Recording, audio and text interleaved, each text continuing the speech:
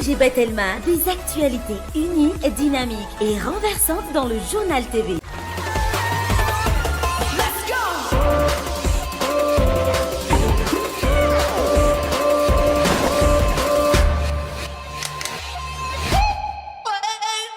Vous présente Ni Vavo. Ina, plus raffinée que jamais. Ita, huilerie industrielle de Tamata, isacham Telsuruariv.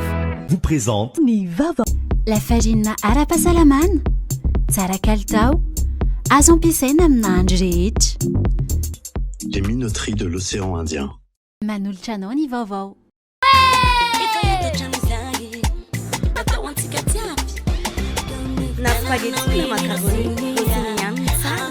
Manolotra anao ny vaovao. Batimax se rapproche encore plus de vous. Bienvenue dans votre nouveau magasin Batimax Tarlalan, ex-Safina. Batimax, la qualité au meilleur prix. vous présente Ni Vavo.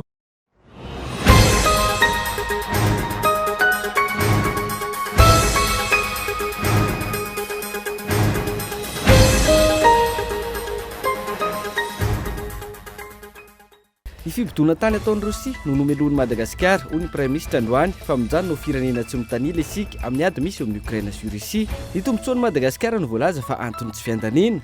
Ankoatr'izay, misy ny tambazotra manatanteraka ireo toroala sy torotanety ankehitriny hoy ny fanazavana. Ny fampiarana ireo didy mandalana sy ny fifampitezana ny tokony imasoana hoy ny filohan'ny antoko malagasy miaramiainga manoloana ny firongatry ny torotanety eto amin'ny firenena. Tokony ho resana ho izy ankilan'izay ny mahakasika ny fanomanana ny fifidianana mba hisiany fifidianana madio sy mangarahara ary ekeny rehetra. 20 taona taorian'ny hitsanganan'ny olafitry ny mpisolovava mbola misy ny sakatsakany amin'ny fanajana ny zony fiarovana hoy ny lehibe ny olafitra androany. Anisany amin'izany tsy fanarahana araka ny tokony ho izy ireo zo ananany olom-pirenena. Vakoka iray izay mampiavaka ny Ambatondrazaka no mahita tao Ambohitsé no omaly. Nanany sarotra ny famonoana ny afo noho ny tsy fisian'ny sampana manokana afaka manatanteraka izany any an-toerana. Eo amin'ny maresaka iraisam-pirenena, hiditra amin'ny fahatelo taonany izao no nampiarany Chine ny politika zéro Covid. Ny fanaramaso ireo mitondra ny tsimokaretina sy ny manodidina azy no isan'ny paikady amin'izany, na izany azy sarotra ny fifehezana ny valanaretina. Androany, mahery ny rotapitrisa ireo vahoaka no mbola miaina ao anatin'ny fihibony. Ny andindin'ireo arahinao afaka fotoana fohy.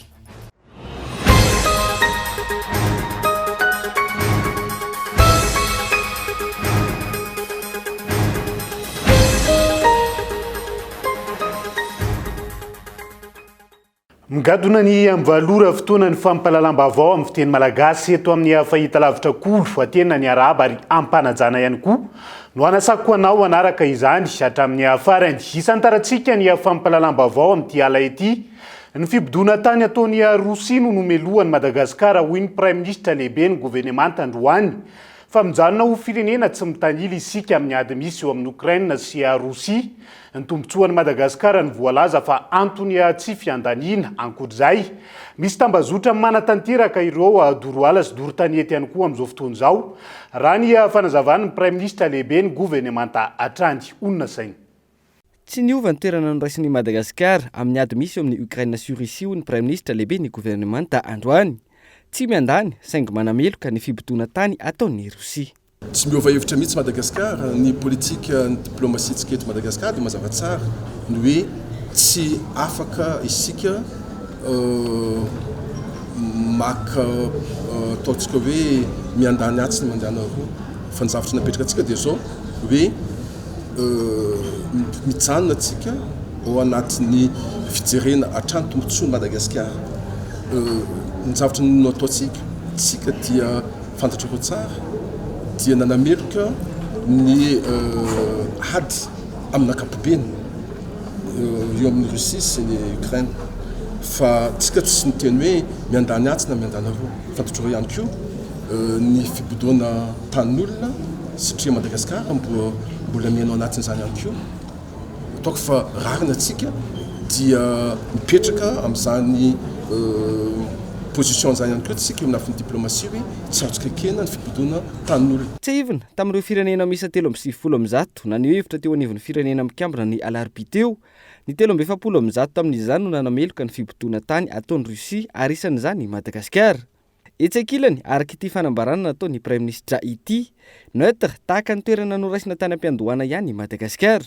Ny fifidianana teo anivon'ny firenena mikambana ny alarobia teo, izay tsy nifanalavitra ny tamin'ny volana Martsa, izay nanontaniana ireo firenena 770 ny heviny momba ny fidirana ankeriny ataon'ny Russia ny Ukraine.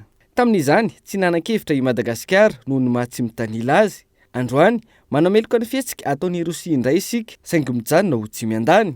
Azon'ny Madagasikara atao anefa ny tsy naneho hevitra tahaka ny tany aloha raha tsy mitanila sy manana foto-kevitra marina ny fanjakana malagasy. Ho an'ny mpanara-baovao, raha izao toerana raisina sy fanapa-kevitra tsy mazava eo amin'ny lafin'ny diplomasia izao no entin'ny Prime Ministre sy ireo delegasiona malagasy eo amin'ny Frantsay ifampidinika momba ireo Îles Éparses ho sarotra ny hatafaverina ireo nosy ho an'ny malagasy. Ankoatra izay, manoloana ny firongatry ny doro-tanety sy ny doro-ala ankehitriny, tambazotra no manatanteraka ity asa ratsy ity ho ny Prime Ministre.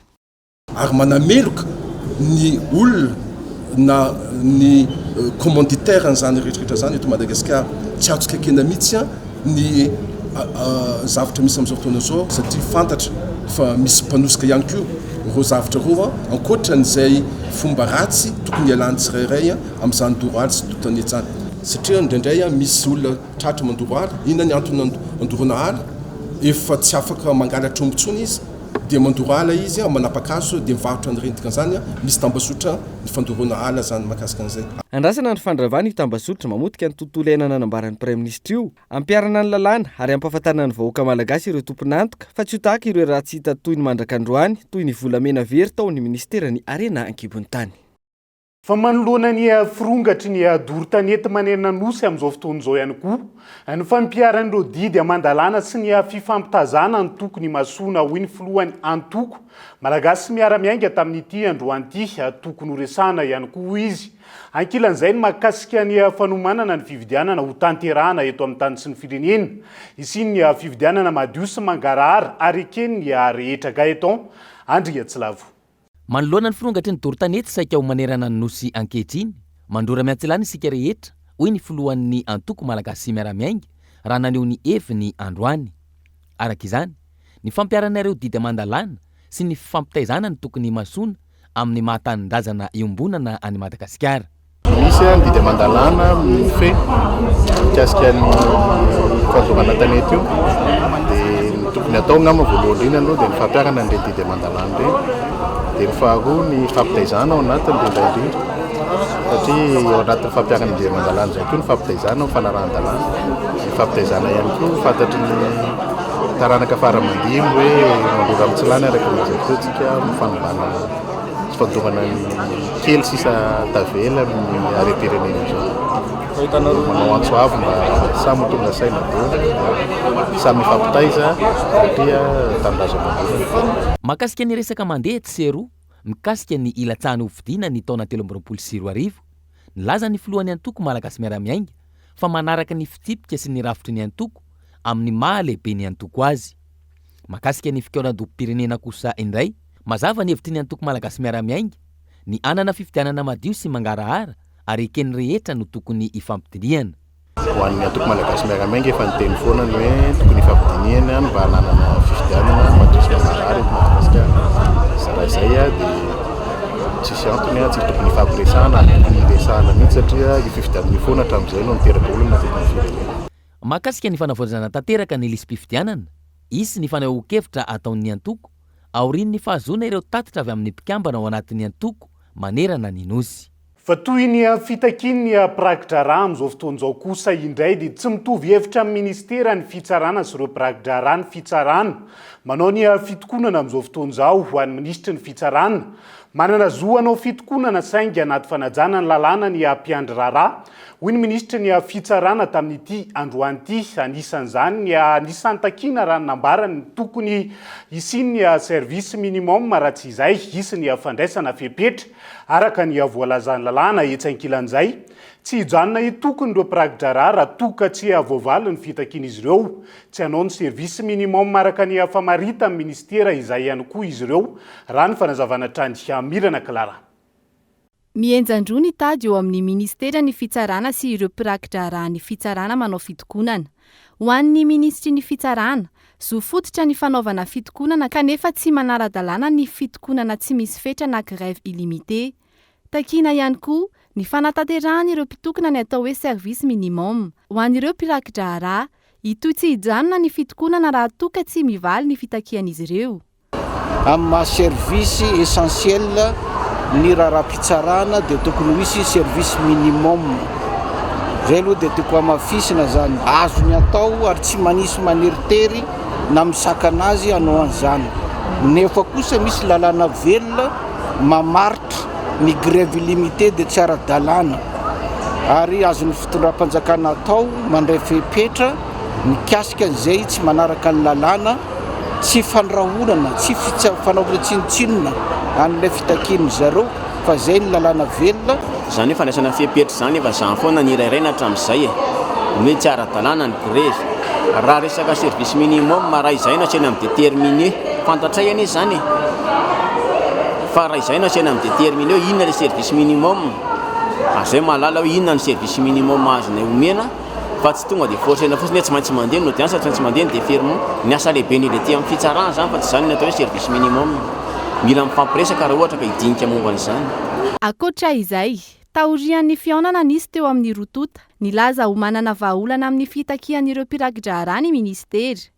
Ho an'ireo mpirakitra kosa, tsy nisy ny aino ireo ambaratonga nihaona tamin'izy ireo. Tsy nisy nahafa-po ny vahaolana naroso ho izy ireo, antony ny tohizan'ny fitokonana raha ny fanazavana.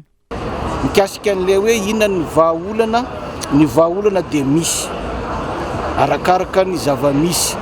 Raha resaka texte statut momba ny zareo zany iarahantsika malala fa ny ministère fitsarana ny fitondram-panjakana dia tsy fahefana mpanao lalàna. Le texte zay angatanay io, le versement zay angatanay io zany io foana lazain'jareo hoe tsy mety io, tsy mety mahagaga anay io dia izy efatra ny teneniko foana hoe maninona rehefa zahay no mangataka dia hoe tsy mety iny zavatra iny. Fa rehefa zareo tia apiditra olona tsy anatin'ny cornay ao anatin'io amin'ny alalan'io texte io tafiditra foana l'izy. Ary amin'izao fotoan'izao tsy te hidinika intsony ve matoa mandangaranga foana menacé lava, manao intimidation lava hoe suspension de solde, réquisition sy ny sisa. Dikan'izany aminay efa fatapahany fifandraisana, fifanankalozan-kevitra, fifampiresahana anie zany. Dia zany foana ve no entina mana olana zany eto amin'ity fitondrany ity. Raha tsy haivina, nanomboka tamin'ny herinandro no nanombohan'ny fitokonana fahobe teo amin'ireo mpirakitra ny fitsarana na ny greffier. Taorian'ny fihaonan'izy ireo tamin'ny tompon'andraikitra isan'ambaratonga ny avy, tsy nisy ny vahaolana nahafa-po ho ny mpirakitra ny fitsarana manao fitokonana. Ho azy ireo tsy misy mihaino ny fangatahany. Noho izany, nilaza ireo mpirakitra fa itoy tsy akijanona ny fitokonana mandra-pahatonga ny valiny mahafa-po amin'ny fitakian'izy ireo. Araka izany, tsy kasitra teny amin'ny fitsarana, ireo greffe nanao fitokonana androany. Nateo aza ny lanonam-pamaranana ny fankalazana ny 520 taona ny mpisolovavy eto Madagasikara. Ao anatin'izay tontolo ny fitsarana izay hatrany dia 520 taona taorian'ny nitsangana no lafitry ny mpisolovavy. Mbola misy ny sakatsakana amin'ny hafanajana ny zony fiarovana na droit de défense hoiny lehibe no lafitra tamin'ity androany ity. Anisan'izany tsy tokony hafanarahana araka ny tokony ho izy ireo zo ananan'ireo olom-pirenena raha ny hafanazavana etsakilan'izay. Misy amin'ireo lalàna mifeny asan'ireo mpisolovava no ilaina fanavaozana ho hiatrany ny olo lehibe ny ho lafitry ny mpisolovava eto Madagasikara tamin'ity androany ity. Mirana Clara. Tsy voahaja tanteraka ny zony fiarovana tao anatin'ny 520 taona ny sin'ny ho lafitry ny mpisolovava na ny ordre des avocats. Somary adino ny zony fiarovana rehefa misy ny korotana mahavaivay eto amin'ny firenena raha ny nambaran'ny lehibe ny ho lafitry ny mpisolovava androany. Misy ihany koa ho hiatrany izy ireo sehatra heveriny fa manadino na koa tsy mahalala ny mahakasika izany zony fiarovana izany. Antony mbola isian'ny sakatsakana eo amin'ny zony fiarovana eto Madagasikara.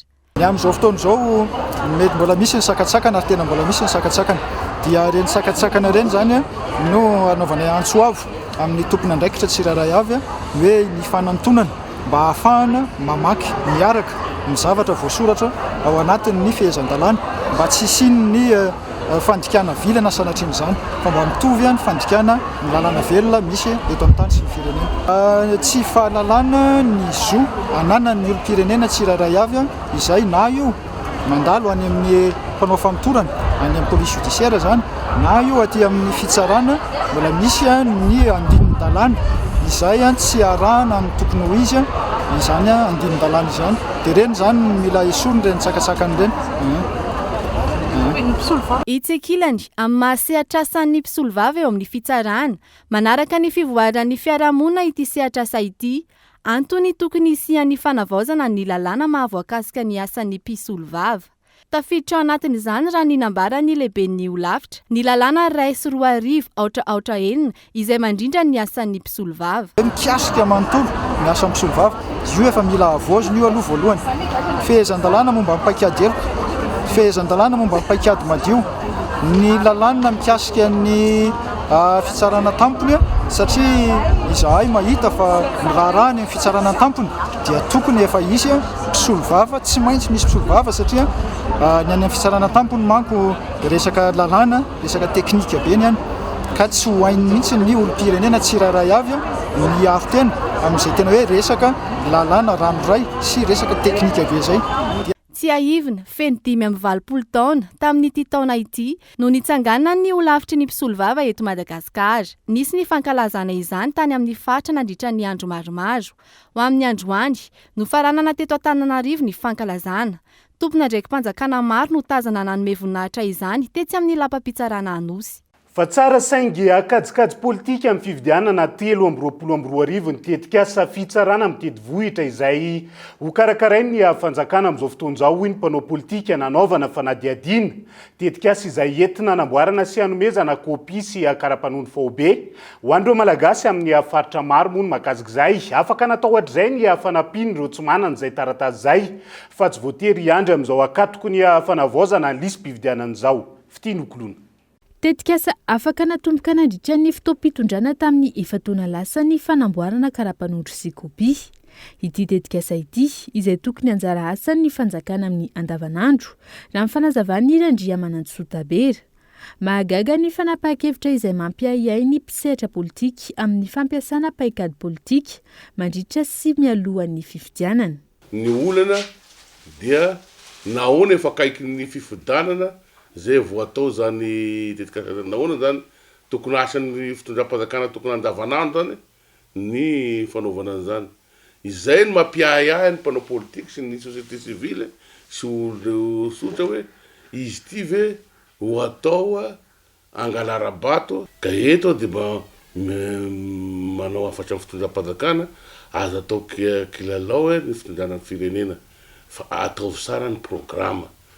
Efa telo taona efa taona nareo tao zay tokony efa nataonareo tany amin'ny 2020 na 2019 tena tetika politika maizina io fa sy tonga le olo andeha hifidy zany fa nahoana akaiky ny fifidianana zay vao taitra ny fitondram-panjakana. Tampoka ihany koa ny fanapahan-kevitra ka tombotra ny fanatanterahana izany izay tsy mifanaraka amin'ny zava-misy any amin'ny faritra. Satria ohatra ka raisiko zao igny aminay iny amin'ny Tsimbasinarania sarotry be agnanovana an'izany fanaovana an'izany kopia sy kara-panondro faobe zany satria sahiragna be olo agny satria ny cyclone igny sy mihinan-kanina sisy fotoana andehanana agnanovana kopia andanin'andro satria hohanina andavanandro zany itadiavana.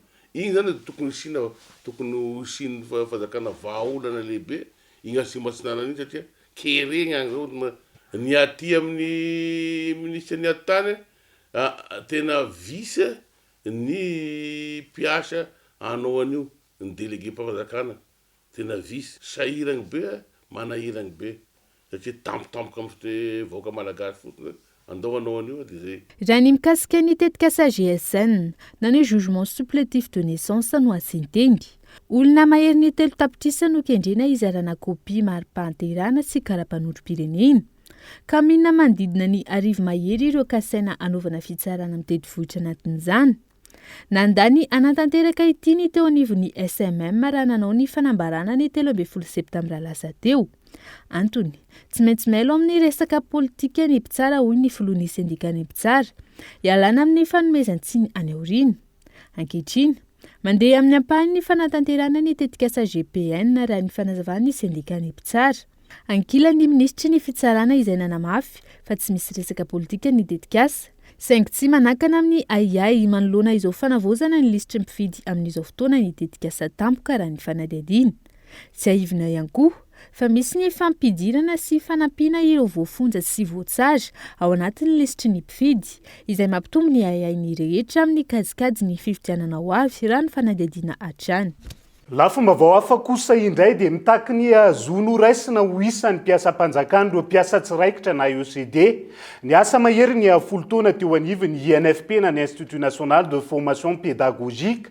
Tamin'ity androany moa no nanaovan'izy ireo an'izay antso avo zay amin'ny fitondram-panjakana ho fanairina sy ho fampafantarana ny tompon'andraikitra isan'ambaratongany ahafahan'izy ireo mitsitraka ny azony araka ny tokony ho izy, zany hoe ny ho raisina mpiasam-panjakana raikitra. Miisa 40 ireo mpampianatra mampiofana ho lasa mpampianatra tsy voaray ho mpiasam-panjakana na efa niasa ampolo taona maro azy eo anivony INFP na ny Institut National de Formation Pédagogique, mpampianatra izay miasa ao anatin'ny fiampitoana voafetra na employé de courte durée. Ny lanja sora-baventy teo alohan'ny INFP izy ireo androany ho fanairana ny fitondram-panjakana manoloana ny fitakiana izay natao tany amin'ny tompon'andraikitra fa tsy nahitam-bokany hatramin'izao. Izahay mpiasa ECD ato amin'ny INFP dia manao izao fitarainana izao noho ny fahatsapanay, ny tsy firarahinanay sy ny fanilikiliananay amin'ny hoavinay izay efa ntaonany maro tsy mety voaray ho mpiasam-panjakana raikitra. Nefa dia izahay no miasa sy mikarakara ireo mpampianatra manomboka ny fanadinana handraisana azy ireo, mitohy mandritra ny fiofanana ka mandra-pivoahana izy ireo mpampianatra. Miasa tsy ankijanona izahay ary manatanteraka izany am-pitiavana ka raha mba manatina ny talenay ka mba mangataka sy mitaky am-pilaminana dia efa mahazo fandrahonana sy fampitahorana avy amin'ny lehibe sady arirarira. Manginy fotsiny ny fahatarana lava amin'ny fandraisana karama isam-bolana. Manoloana izany dia manao izao fitaraina izao izahay ho fanairana sy fampafantarana anareo ray aman-dreny ara-panjakana isan'ambaratongany mba hahafahanay misitraka ny zonay ho mpiasam-panjakana raikitra. Ankoatra izay, tsy hita mazavatra eto ny fandraisana ndraiky sy ny ministera mahakasika io hoy ireo mpiasa tsy raikitra na efa nisy aza ny fanantonana teny amin'ny ambaratonga maro samihafa nanomboka ny taona lasa. Misy amizao fa 10 taona mbola ECD nefa efa navita 10 taona mahery tato. Ny dingany efa nataonay zany nanatina ny mpiainay voalohany dia ny talen'ny INFP fa hatramitsika hatrany tamin'ny taona lasa io resaka io. Dia aveo niezaka nanatina ny ministra izay fa nisakasakanana foana. Dia efa misy ny conseil technique ny protocole miezaka mandray anay fa dia tsy misy valiny mahafapo hatramin'izao tsika amin'ny teny zao. Ny dossiernay rehetrarehetra tompoko dia efa feno ary nalaina efa hery-taona lasa zay ao amin'ny talen'ny INFP le izy. Dia tsy fantatray hoe aiza ho aiza ny toyny hatramintsika amin'ny teny zao. Raha ny fahafantaranay aloha dia hatreto raha iteny hoe tsy fananam-bola tsy fantatray ny fahamarinan'izay fa ny zavatra azonay marinina kosa dia ny hoe resaka politika. Itoy hatrany fitakiana ataon'ireo mpiasa ECD mbola tsy mpiasam-panjakana mivondrona ao anatin'ny INFP. Raha ny fanazavana isy ny fanamafisana ny hetsika raha toa tsisy ny vahaolana entin'ny tompon'andraiki-panjakana manoloana io. Fa ho jerena ka hitadiavana vahaolana ny olana sedrainy ny zanaka ny Tananarivo mandrato fianarana eny amin'ireo université manerina nosy amin'izao fotoana izao. Ankoatr'izay, isy ihany koa ny feonam-be ataon'ireo mpikambana rehetra ao anatiny mahafamina ny mpianatra ambaratonga ambony mpiasa mpandraharaha avy amin'ny faritanina ny Tananarivo hoy ny filoha vaovao tamin'ity androanyity. Gaëtan Andriatsilavo. Fitambaran'ny mpianatra ambaratonga ambony mpiasa mpandraharaha avy amin'ny faritanina Tananarivo miray ny mafami. Araka izany, isy ny fidinana ifotony atao amin'ireo université manerana ny nosy, ijerena ny olana sedrain'ireo mpianatra zanaka Tananarivo sy hanolorana vahaolana. Isy ihany koa ny filohan'ny fikambanana, ny fiaonam-be anehoana ny tanjaky ny fikambanana sy ny firaisan-kina. Izy io zany dia kasaina ho atao amin'ny palais des sports izay fotoana mbola tsy azoko tenenina eto fa ho angonina daholo zany zanaka Tananarivo rehetra ho ampisehoana hoe reo zanaka Tananarivo fa miray manerana Madagasikara mba ahafahantsika zany maneho an'izay firaisan-kina mampiseho an'izay herintsika izay zany manomboka izao. Dia misy ihany koa moa zany ireo fitetezana an'ireo faritra faritany misy université zay koa zany dia itety an'ireny mba hijery koa zany ny olan'ny mpianatra mafami moa no resaka eto mpianatra malagasy hoe inona zany zavatra azo fanampiana any amin'ireny université any amin'ny faritany tsirairay ireny amin'ny ho an'ny zanaka Tananarivo. Ty moa tiako mariana ny mazanaka Tananarivo akory tsy hoe misy fanavaka vahana akory na misy fanilikiliana tsy hany mihitsy le resakitsika fa fikambanana moa izy ity dia mifampitindritsika mizanazanaka Antananarivo mifampijery mifanampy mba ahafahantsika zany mirahina mitambatra amin'ny mahazanaka Antananarivo zay. No tontosaina androany ny famindram-pahefana teo amin'ny filohan'ny fikambanana teo aloha sy ny filoha vaovao izay tondra ny fikambanana mandritra ny 5 taona manaraka. Tsy manohana antoko politika ny fikambanana raha ny fanazavana fa mandray anjara kosa amin'ny raharam-pirenena tantona ny ampandrosoan'i Madagasikara, Jiaivina, Analamanga, Bongolava, Itasy ary Vakinakaratra no mivondrona anatin'ny Mafamia. Dia izay ihany koa no entintsika misendy vetivety anaty doka fohy mahakasika ny firongatry ny afo isan-tsokajiny izay mahavoakasika anambatondra zaka ihany koa amin'izao fotoana izao io ihany koa ny fiomanana amin'ny hetsika Madagasikara any Antsirabe rehefa avy eo no anarahantsika izay.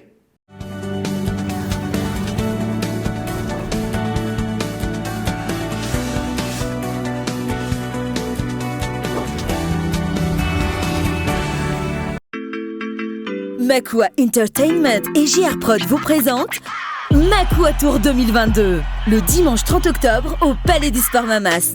Un spectacle inédit hors du commun avec Shine, Denise, Jasmine, Boy Black, Dalvis, Shadowbanks, Lion Hill et Eljo. Les billets sont déjà en vente sur Ticketplace. Sponsor officiel, Telma. Ina dia vita amin'ny soja voafantina mba hampatsiro ireo karazan-tsakafo karakarainao. Ny menaka Ina dia ahitana oméga 3 sy oméga 6 ary ara-pahasalamana no notrikaina entin'ny soja. Ina ilay menaka manome tsirony nahandronao isan'andro.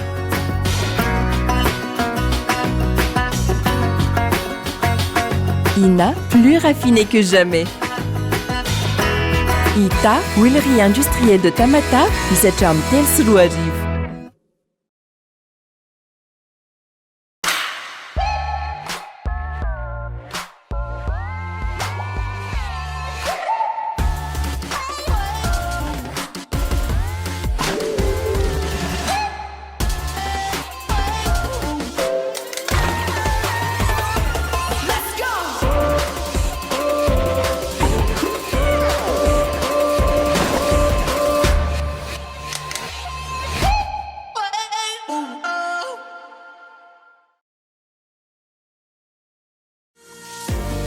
Telo amby roapolo sy roa arivo ho avy ny fifidianana itobaka ny vola izara t-shirt sy kojakoja samihafa indray ireo kandida mba handresendahatra anao. Tadidio kanefa fa endrika kolikoly ihany zany satria tokony ny hevitra no hibaiko ny safidinao fa tsy ny fizarana fitaovana na vola akory. Izany indrindra no ilaina ny lalàna mametra ny fandanimbola sy mitaky ny fangaraharahan'ny loharanom-bolan'ireo kandida mandritra ny fampielezan-kevitra. Ndao isika hiara-handresy lahatra ny tompona andraikitra mba hanavao ny lalam-pifidianana mifandraika amin'izany. Fotoana ho an'ny fiovana famindry izao mba ho fifidianana lavitra ny kolikoly no ianantsika amin'ny 3 sy 4 arivo.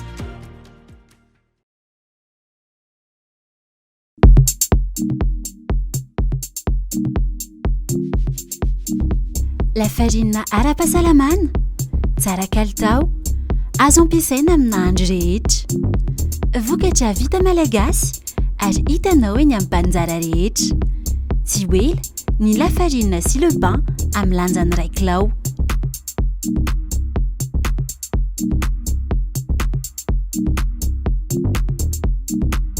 Les minoteries de l'océan Indien. Vita malagasy.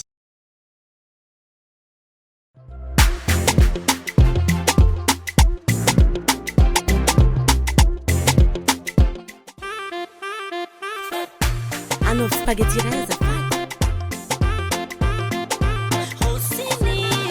Rossini ihany ny tsara e.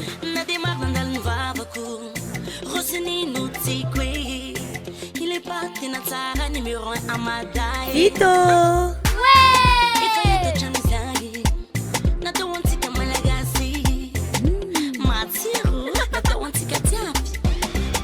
Na spaghetti na macaroni, Rossini ihany ny tsara e.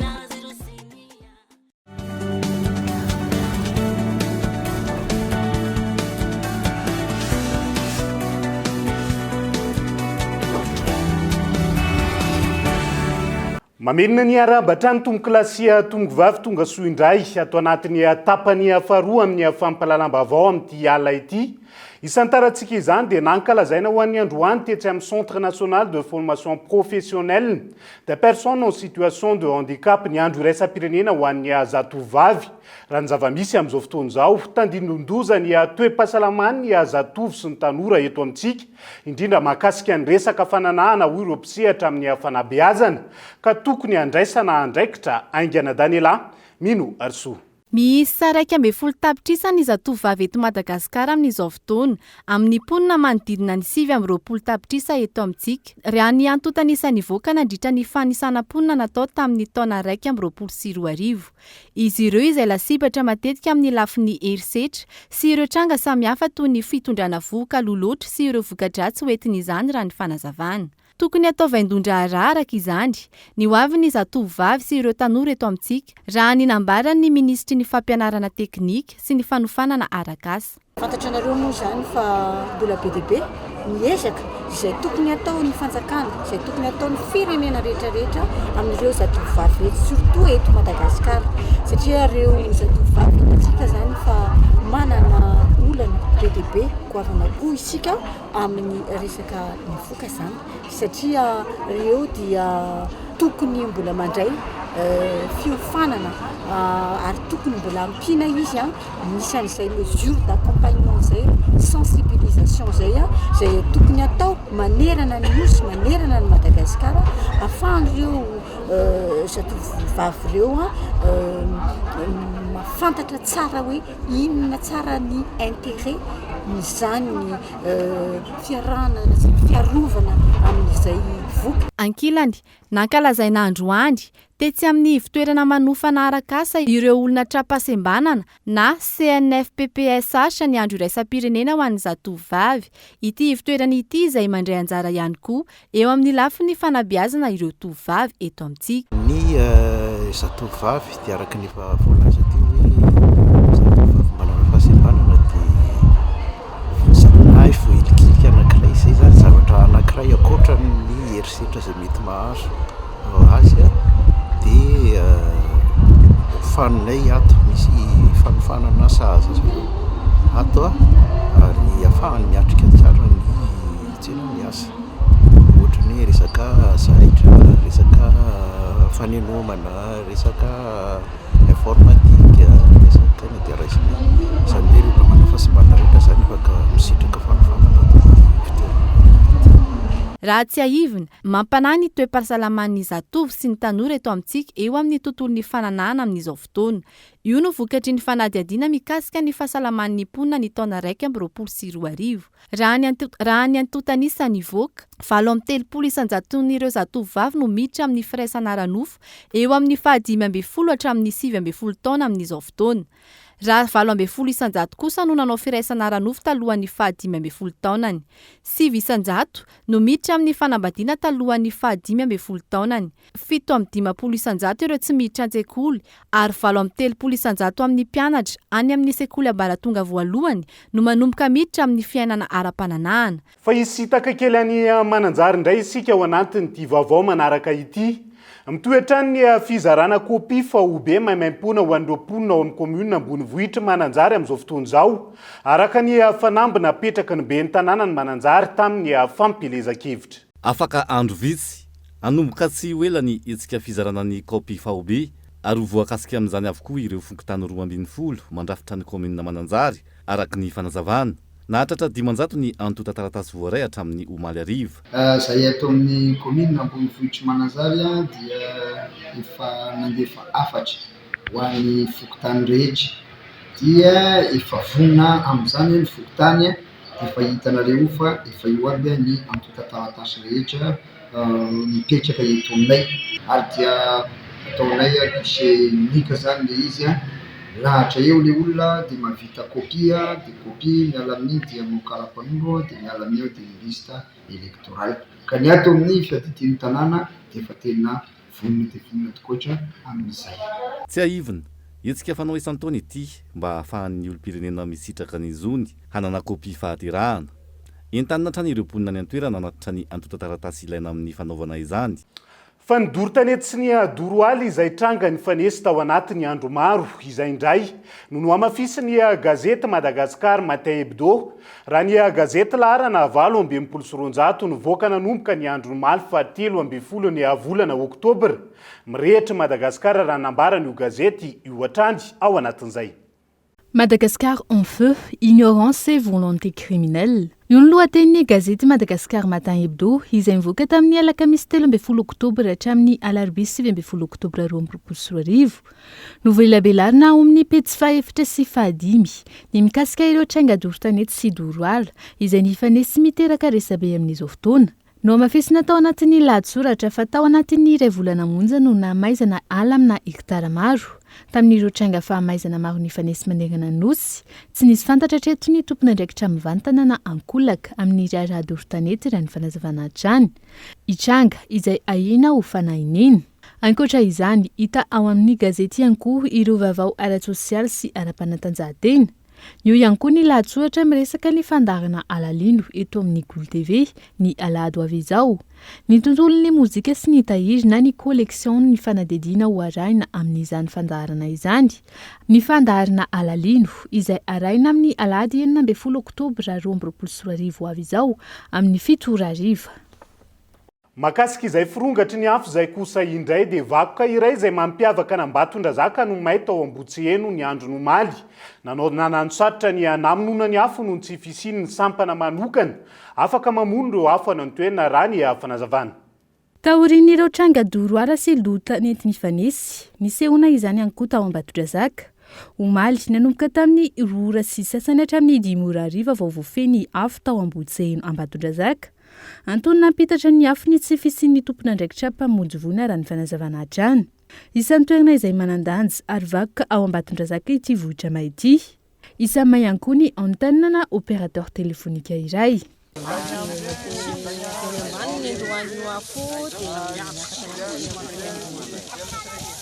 Tonga dia nigroupinay zany mba mandeha matematika dia izay natonga ny kaikany ihany amin'ilay asanay satria may le film.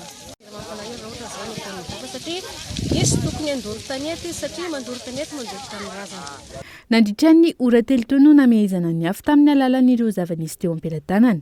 Ny fokon'olona sy ny mpitandro ny filaminana no nifandribona namono izany. Io afo io izay nahina hitatra hatrany amin'ny tanàna. Dia mirongatra ny doro tanety eto Madagasikara. Indrindra moa fa tia faritra loatra mangoro. Ny faritra loatra mangoro afa-tsy teny afa-tsy ny fandoroana zetra dia tena mandeha tokoa amintsika amin'ny teny izao.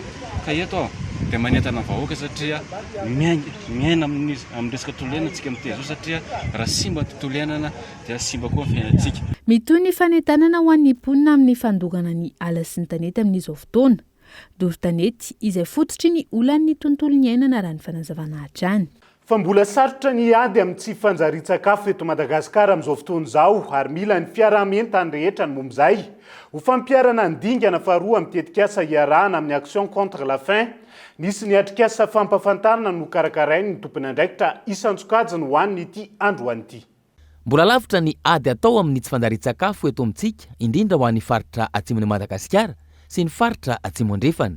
Ary ny ady amin'ny tsy fanjarian-tsakafo dia aoka ho fantatsika mazava tsara fa tsy pisehatra iray ihany no afaka manao an'io ady io fa ady maro lafo io.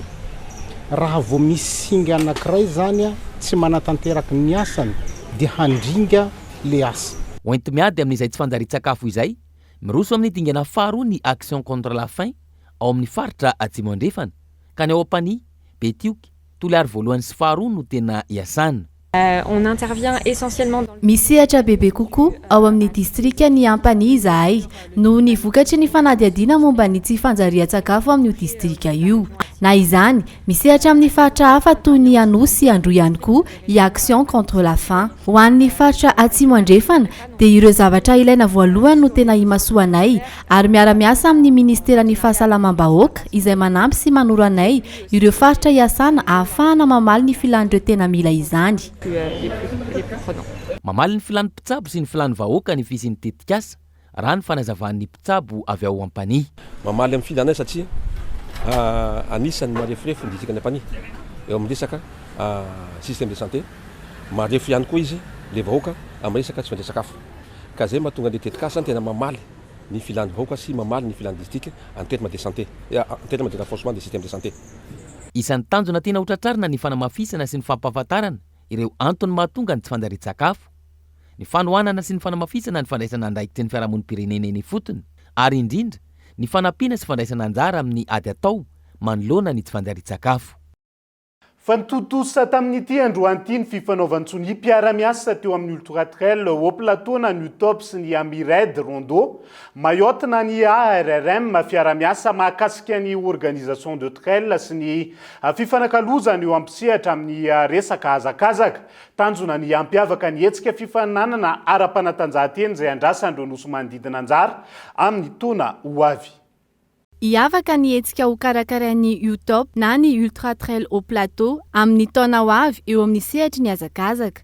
Mahery ny 2 arivo ireo mpifaninana andray anjara amin'ilay hazakazaka izay ahitana fifaninanana karazany 4. Ho tanterahana ny volana May taona 2023 sy 2 arivo avy izao ny hetsika fifaninanana izay iarahana amin'ireo nosy manodidina mba ahafahana mifanakalotra kefa. Resatsika voalohany dia ny organisation na challenge régional, zany hoe challenge zany fananana eraky ny iarahan'ny nosy rehetra, zany hoe misy course zany anao UTOP les champions, dia aveo izy anao ARM, dia anao course izy any La Réunion, dia anao course izy any Mayotte, dia anao course izy any Rodrigue, dia anao course any Maurice, dia aveo samy manana point zany reo, dia atao amin'ny farantaona iza voalohany. Zay zany le hevitra voalohany. Fa manarak'izay ny hevitra faharoa dia inona dia davintsika ireo champion antsika ireo, atleta antsika ireo dia tsy tsika foana anana niveau international zany alefatsika ireo olona ireo any ivelany. Tsika zao ny champion antsika fa mandeha any Frantsa, mandeha any Maurice dia tato fanaraha antsika mba alefatsika ny champion antsika koa any Mayotte. Isan'ny manamarika ny fikambanana UTOP ny fikarakarana sy ny fanatanterahana fifaninanana hazakazaka isan-taona. Miavaka ny hetsika amin'ny fifaninanana ho avy io noho ny fahamaroan'ny mpandray anjara. Ankilany tombontsoa maro no andrasan'ny UTOP mandritra io fifaninanana hazakazaka io ary itondrana ny malagasy eo amin'izany sehatra iraisam-pirenena izany. Ny UTOP moa zany bénévole no anatiny, olona tia le fanatanjahantena. Fa ny tadiavinay dia ny amoahana atleta champion koatrany hoe démocratisé natao ansarabam-bahoaka ny resaka fanatanjahantena. Fa ny tena davinay koa dia misy champion malagasy mba afaka mamiratra amin'ny sehatra iraisam-pirenena. Fa ao anatin'izany zany le tanjona hoe alefa amin'ny Mayotte zareo any koa misy atleta matanjaka manana traikefany fa tsy eto Madagasikara foana mba miova ny terrain dia mba rehefa makany amin'ny toerana hafa izy mifaninana any amin'ny sehatra hafa mba mamiratra izy zany mba mahazo amboara. Tsy aivina, nisy ny fifanaovantsony fiara-miasa eo amin'ny UTOP sy ny ARRM androany izay aharitra herintaona ary isy ihany koa ny fanavaozana ny fiara-miasa raha ny fanazavana trany. Dia izay ihany koa no entintsika miampita ao anatiny maresaka iraisam-pirenena. Hiditra amin'ny fahatelo taona izay niampiarany Chine ny politika zero Covid amin'izao fotoana izao. Ny fanaraha-maso ireo ao amin'ny tondra ny atsimokaretina sy manodidina azy no isan'ny paikady amin'izany na izany na tsy izany. Sarotra ny fifehezana ny valinaretina ny antoerana androany mahery ny 200 tapitrisa ireo vahoaka mbola miaina ao anaty fihibohana any antoerany. Tahaka izao ny fomba fiasan'ireo mpitsabo sinoa ao anatin'ny fampiarana ny politika zero Covid. Toerana maro no anatanterahana ny fitiliana ny valanaretina Covid-19 ahafahana mifetanteraka azy. Entitra ny fepetra raisin'ny fanjakana ho an'ireo tsy manaja ny fepetra zakana tsy hiparitahan ny aretina ny atoerana. Ireto mpitandro ny filaminana ireto tonga nakatona ny serana mpiara-manidina noho ny fahitana trangana Covid-19 miisa 20 tany atoerana. Maro ireo nitaraina vokatra izany noho ny didiko fe lehibe ataon'ny fanjakana. Isan'ireo naharenesana fitarainana maro ihany koa eto amin'ity faritra atsimon'ny Chine ity izay tratry ny fihiboana tanteraka nefa toerana vitsy ihany no nahitana tranga. Eto Shanghai ihany koa no fefena tsy navela hivoaka tamin'ireo tranombarotra sy toeram-piasana ireo olona noho ny fahafantarana fa misy pozitif ireo natao fitiliana. Sationany amin'ireo fepetra noraisin'ny fanjakana sinoa manoloana ny valanaretina Covid-19 ireo amin'izao akatoky ny fivorian'ny antoko komunista izao. izay ihany koa no hoentintsika mamanina ny fampalalam-baovao ho an'ny androany isorany ianao nanaraka izany hatramin'ny farany mandrapitafa ho amin'ny rahampitso indray ary tomboky lasy tomboky vavy veloma tomboko.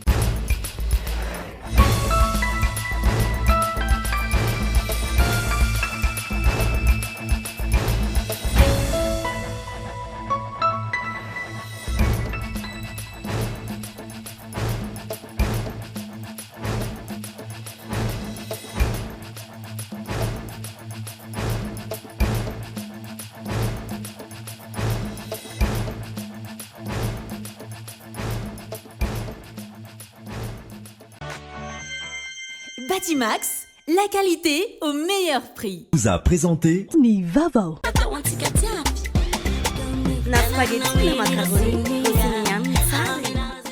Vous a présenté Ni Vavao.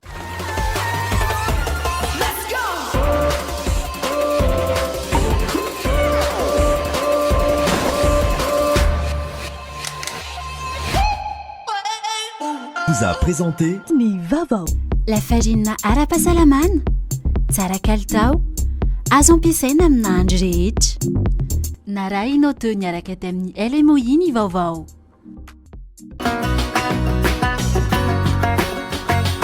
INA, plus raffiné que jamais. ITA, huilerie industrielle de Tamata, misatra amin'ny telo sy roa arivo. Vous a présenté Ni Vavao. 5G Batelma, des actualités uniques, dynamiques et renversantes dans le journal TV.